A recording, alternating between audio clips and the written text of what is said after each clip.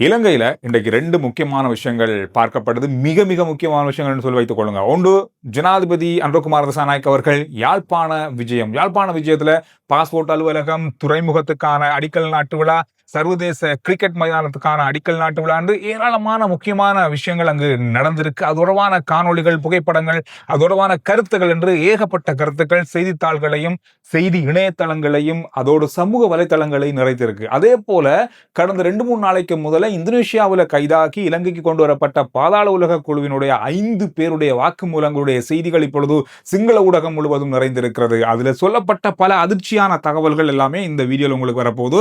2 நாள் இலங்கை போலீசார் பிந்திருந்தாங்கன்னு சொன்னா எங்களுடைய வாளை கூட பிடித்திருக்க முடியாது அப்படின்ற மாதிரியான பல வாக்குமூலங்களை வழங்கியிருக்காங்க. அதிர்ச்சியான தகவல்கள், இன்னும் பல விஷயங்கள், ரகசிய தகவல்கள் நிறைய இருக்கு. இது எல்லாத்தையும் நாங்க இந்த வீடியோல சுருக்கமா பார்க்க போறோம்.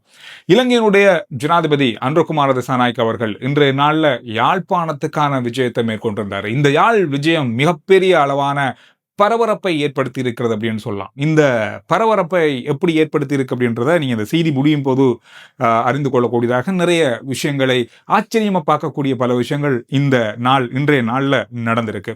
முதலாவதா ஜனாதிபதியுடைய விஜயத்துல இன்று மையிட்டி துறைமுகம், அதாவது மீன்பிடி துறைமுகத்துக்கான அடிக்கல், 3ஆம் கட்ட அபிவிருத்திக்கான அடிக்கல் நாட்டப்பட்டிருந்தது. இது மிகப்பெரிய அளவிலான ஒரு தேவையாக அந்த பிரதேச மக்களுக்கு இருக்கு. குறிப்பாக சொல்ல போனா இந்த துறைமுகமானது எல்லா வசதிகளையும் கொண்டது. தரித்து வைக்கக்கூடியவை, அங்கு எரிபொருள் நிரப்பக்கூடிய வசதி, அல்லது அங்கு மீன்களை விற்கக்கூடிய இடங்கள் என்று ஏராளமான பகுதிகள் இந்த கட்டிடத்துக்குள்ள வரப்போகுது. அதோடு மட்டுமில்லாம இது அதாவது அதி தொழில்நுட்பத்தை கொண்டது. அதாவது அந்தந்த துறைமுகத்தோடு தொடர்பு கொள்ளக்கூடிய தொலைதூர தொடர்பு ஆடல்கள், அதாவது கடல் தொடர்பாளர்கள் எல்லாமே இந்த மையத்தில் இருக்க போகுது, துறைமுகத்தில் இருக்க போகுது. அதிநவீனமான ஒரு துறைமுகமாக இது உருவாக்குறதுக்கான அடிக்கல் நாட்டு விழா இன்றைய நாள்ல இடம்பெற்றிருக்கு. இது ஒரு மிக மிக முக்கியமான விஷயமாக பார்க்கப்படுது. 2வது விஷயம், இலங்கையினுடைய அதிக வெளிநாட்டில் இருக்கிறவங்க அப்படின்னு சொல்லி பார்த்தா, இலங்கையினுடைய ஒரு பகுதியை பார்த்தோம்னா வடக்கு மேலத்தைய நாடுகள், அதிகமான ஐரோப்பிய நாடுகள், எல்லா நாடுகள்லையும் வடக்கை சேர்ந்த மக்கள் அதிகமாக இருக்காங்க. இந்த அடிப்படையில் பார்த்தா அங்கிருந்து பாஸ்போர்ட் எடுக்கிறதுக்கு நாம இங்கேதான் வரணும் அல்லது வவுனியா போகணும். இதெல்லாம் பெரிய ஒரு நீண்ட ஒரு தூரம், ஒரு நாள் 2 நாள் போற வேலையாக இருந்தது. ஆனால் இன்று முதல் யாழ்ப்பாண கச்சேரியினுடைய ஒரு பகுதியில யாழ்ப்பாணத்துக்கான பாஸ்போர்ட் அலுவலகம் திறக்கப்பட்டிருக்கிறது.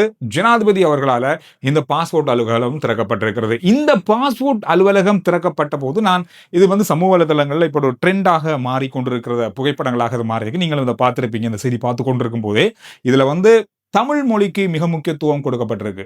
முதலாவது மொழி தமிழாக இருக்கு, 2வது மொழி தான் மற்ற மொழிகள் இருக்கு, சிங்களம், ஆங்கிலம் இருக்கு.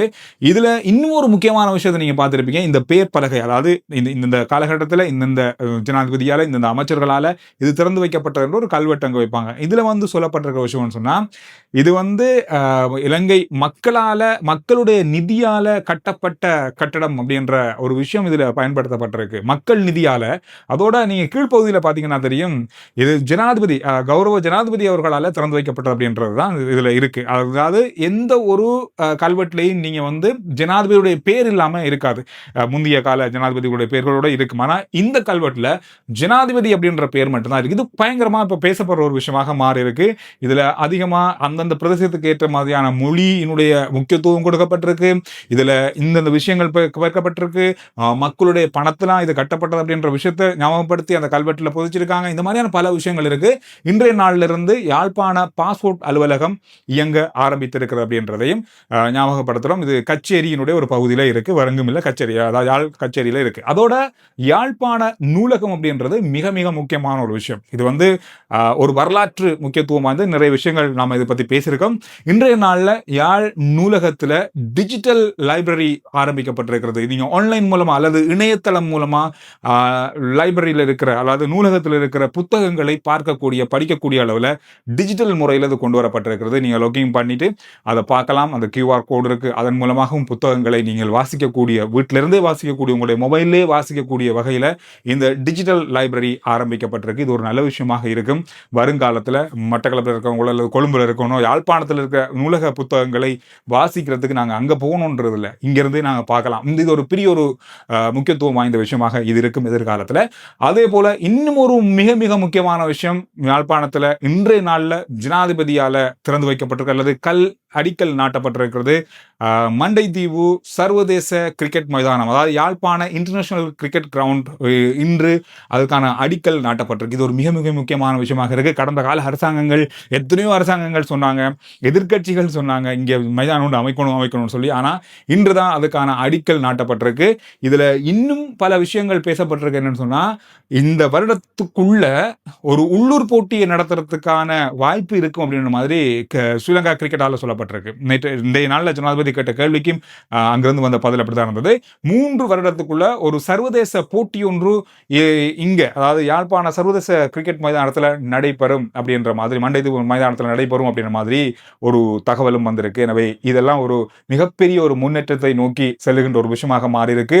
யாழ்ப்பாணத்தில் ஒரு சர்வதேச கிரிக்கெட் மைதானம் அப்படின்றது பல நாள் கனவு பல பேருக்கு. வெளிநாட்டில் இப்போ இருப்பீங்க நிறைய பேர், அங்கே விளையாடினவங்க, ஸ்கூலில் விளையாடினவங்க, யாழ்ப்பாண கிரவுண்ட் வேர்ல்டில் விளையாடினவங்க இருப்பீங்க. இப்படி ஒரு கிரவுண்ட் மைதானம் இருந்தால் காலி மாதிரி, ஆர் பிரேமதாசா மாதிரி அல்லது கண்டியில் இருக்கிற பல்லேகளை மாதிரி ஒரு மைதானம் யாழ்ப்பாணத்தில் இருந்தால் அப்படி இருக்கும் அப்படின்னு சில கனவுகள் நிறைய பேருக்கு இருந்திருக்கும். அந்த கனவு இன்று நிராவாரத்துக்கான ஆரம்ப அடிக்கல் நாட்டு விழா ஜனாதிபதி அவர்களால் இன்றைக்கு நடத்தப்பட்டிருக்கிறது. இது ஒரு மிக முக்கியமான விஷயமாக பார்க்கப்படும். அதே நேரத்தில் இன்று செம்மணி தொடர்பாகவும் ஜனாதிபதி தன்னுடைய உரையில பேசியிருந்தாரு.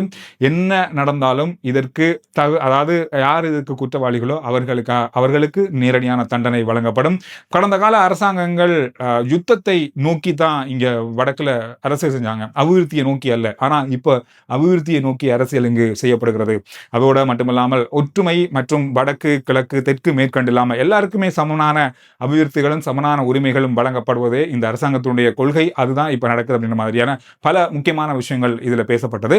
அதனைத் தொடர்ந்து ஜனாதிபதி கச்சதீவை பார்வையிடுவதற்காக சென்றதாக சொல்லப்படுது.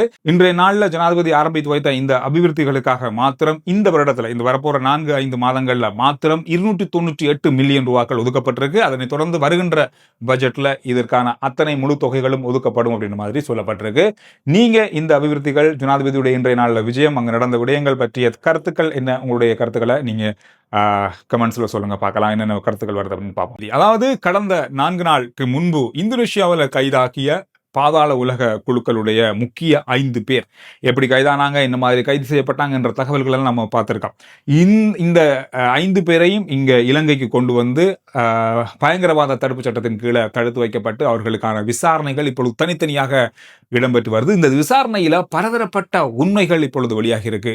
அவங்க சொன்ன வாக்குமூலத்துல மிக முக்கியமான விஷயம் என்னன்னு சொன்னா, இன்னும் 2 நாள் பிந்தி இருந்தால், அதாவது இலங்கை போலீஸா இல்ல காவல்துறையினர் அவங்களை அரெஸ்ட் பண்றதுக்கு பிந்தி இருந்தா அவங்க வந்து துருக்கிக்கு பயணமாகி இருப்பாங்க. துருக்கிக்கு பயணமாகி இருந்தா எங்களுடைய வாளை கூட பிடித்திருக்க முடியாது அப்படி என்ற தகவல் அவங்க வழங்கியிருந்தாங்க. ஆனா அவங்களுக்கு வந்து 2 போலீஸ் குழுக்கள் இங்க வந்து இருக்காங்க, தங்களை பிடிக்க வர்றதுக்கு இருக்காங்க அப்படின்ற தகவல் அன்றைக்கு அரெஸ்ட் பண்ற அன்றைக்கே கிடைத்ததாகவும், தங்களுக்கு ஏதோ நடக்க போகுது அப்படின்றது தங்களுக்கு ஒரு அளவுக்கு மனசுக்கு பட்டதாகவும் வாக்குமூலத்தில் சொல்லியிருக்காங்க. இதுவரைக்கும் இவர்கள் 20 நாடுகள்ல தங்கி இருந்திருக்காங்க. 20 நாடுகள்ல தங்கி தான் இறுதியா இந்தோனேஷியாவில் கைதாகும் வரைக்கும் இந்தோனேஷியாவில் தங்கியிருக்காங்க. இந்தோனேஷியா அப்படின்றது சனத்தொகை அதிகமான நாடு. இங்க ஒரு பாதுகாப்பை தாங்கள் உணர்ந்ததாக, அதாவது இது வந்து கலகலன்னு இருக்கு, நாங்கள் பார்க்கறதுக்கு அந்த மாதிரி வேற மாட்டுக்காரங்கள் மாதிரி ஒரே மாதிரி தான் இருக்கும்.